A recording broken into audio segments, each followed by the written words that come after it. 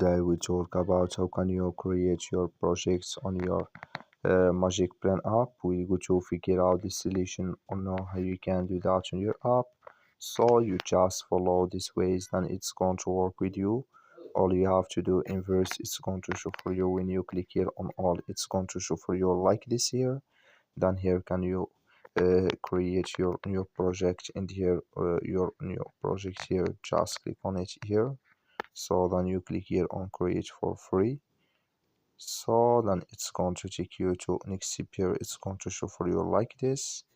So then here can you add your project here. So add your project description here, and here can you select photos here. So then here it's going to add video automatically on your app. So that's all. Thank you for watching, and don't forget to support us by liking, subscribe. Thank you for your watching.